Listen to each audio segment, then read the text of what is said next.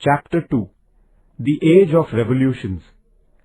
An event which brings about a radical change in human life is called a revolution.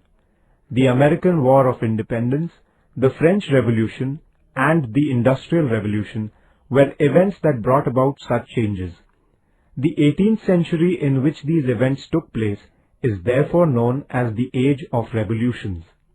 We shall briefly study these three events in this lesson.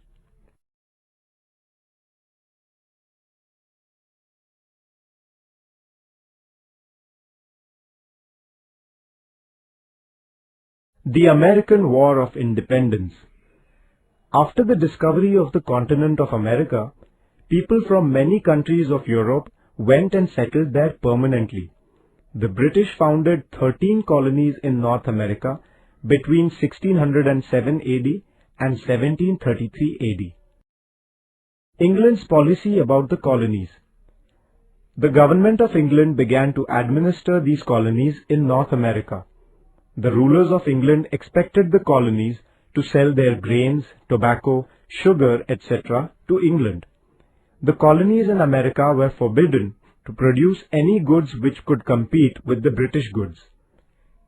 England levied duties in the colonies on goods such as tea and sugar.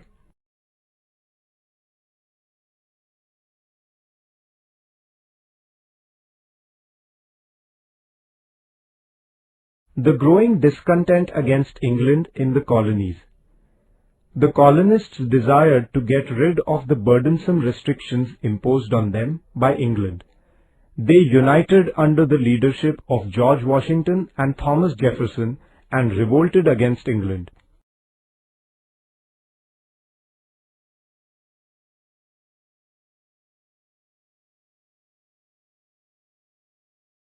Boston Tea Party. The colonists demanded that England should remove all restrictions imposed on them and allow them to govern their colonies on their own. England refused to grant these demands. The colonists, therefore, boycotted British goods. Some colonists threw away tea chests from the English ships into the sea. This incident is known as the Boston Tea Party. No representation, no taxes. The American colonies had no representation in the Parliament of England.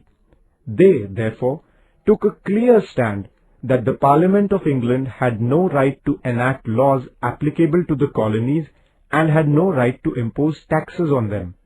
They declared, "No taxation without representation." The government of England turned down the colonists' demands. This led to a war between England on the one hand and the colonies on the other. George Washington led the army of the colonies. Declaration of Independence. The colonies issued the Declaration of Independence on 4th July 1776. Thomas Jefferson played an important part in drawing up its draft. The Declaration set forth its principles that all men are created equal, life, liberty, and the pursuit of happiness are the unalienable rights of man, and people have a right to change or abolish any government which tries to destroy these rights. The colonies won the War of Independence. In 1783, England acknowledged their independence. George Washington became the first President of America. In 1789, 13 colonies together established the Federal Republic of America. It came to be known as the United States of America, or the USA in short. America thus became the first federal democratic republic. America was the first country in the world to have a written constitution. The American War of Independence provided inspiration to the revolutionaries in France. Also, it proved to be a source of inspiration to the anti-colonial struggles in the world in the 19th and the 20th centuries. The French Revolution. France had an absolute monarchy. The people there became united and they put an end to the autocracy and feudalism there. It was the first time in the world that the people's power had expressed itself in this manner. Today, we find that many nations of the world have embraced democracy. The spread of this democratic form of government began with the French Revolution. Therefore, it is believed that the history of the modern world begins with the French Revolution. The ruling class in France lived a life of luxury and indulgence. They were unmindful of the developments taking place in the outside world. They did not do anything for the welfare of the people. The state had become bankrupt. The people, therefore, began to lose their loyalty towards the king. Social inequality. There was extreme social inequality in France. There were three social orders or estates in France. The first was that of the higher clergy and the second was that of the nobility. The two together were negligible in number considering the total population of France, but they owned nearly 80% of the nation's land. They also enjoyed many privileges. They lived luxuriously. The third estate consisted of merchants, lawyers, doctors, teachers, farmers, workers and serfs, etc. Although their income was much less, they bore the brunt of all taxes. There was extreme social and economic inequality between the first two higher estates and the third estate. It was the third estate that struck at this inequality. The French thinkers Montesquieu, Voltaire and Rousseau put forth new ideas. Montesquieu put forth the theory of the separation of the powers, according to which the three components of the government machinery, the legislative, the executive and the judiciary, should be independent of one another. Voltaire severely criticized the social inequality. Rousseau put forth his theory of the sovereignty of the people through his book Social Contract. According to him, man is born free. People voluntarily impose upon themselves certain restrictions so that the society may function smoothly. They create the government machinery for the implementation of these restrictions.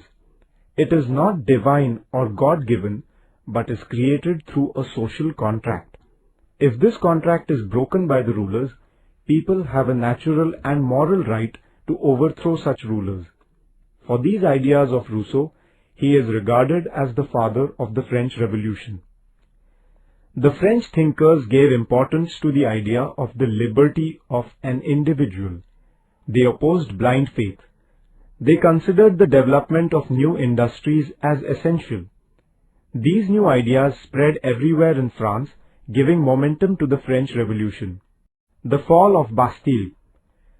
As the hardships of the common people went on increasing, their discontent too reached the climax and the revolution broke out.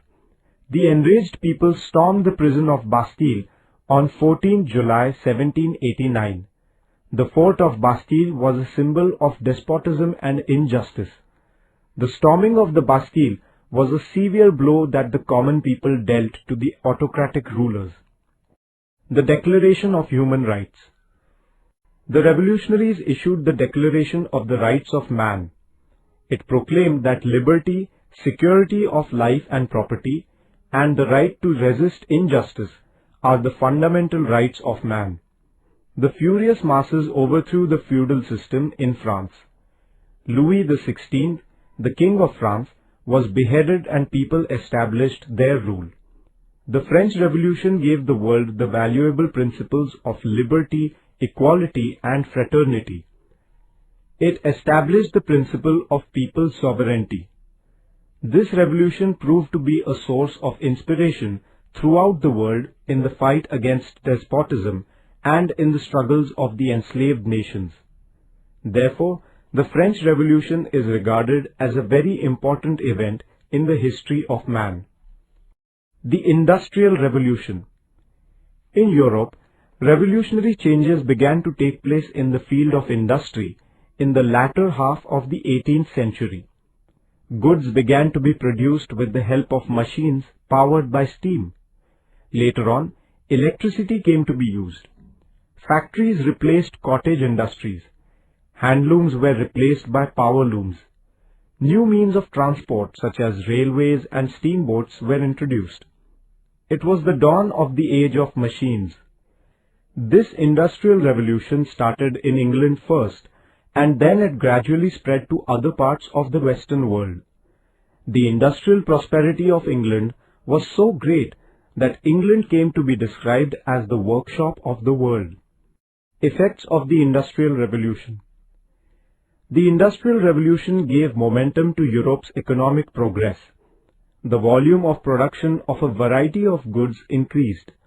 Internal and international trade expanded.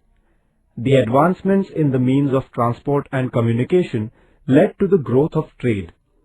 The factory system of production led to tremendous increase in the production of goods. Employment opportunities too increased considerably. This in its turn led to an increase in the purchasing power of the common people.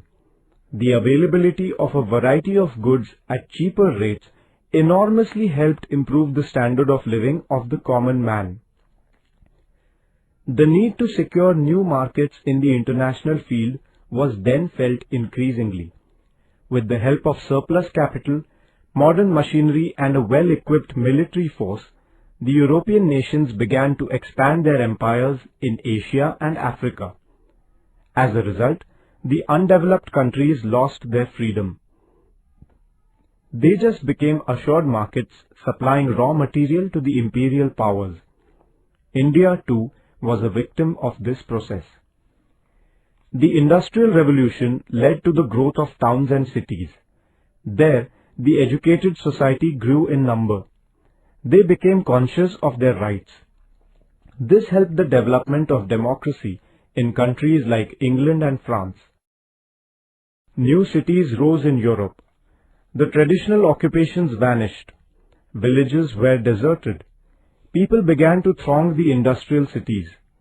Thousands of workers lived in filthy slums. Lack of cleanliness led to the spread of diseases. The workers had to live a wretched life. In the industrialized nations, there began movements against this political and social inequality brought in by the economic inequality. The conflict between the industrialists and the workers' organizations grew. Workers' movements and women's movements for equal rights began in the European nations. These movements strengthened the idea of a welfare state. The standard of living of the common people improved. The life of the common man found expression also in the cultural field. New literary forms like short stories and novels evolved. The life of a common man became a subject of art and paintings. Later on in the 20th century, technological progress led to the development of the cinema. The joint family system began to decline. Traditionalism and blind faith began to lose their sway. It helped the spread of rationalism. But at the same time, wealth became the measure of man's success. Man became materialistic in his outlook. Human life became mechanical.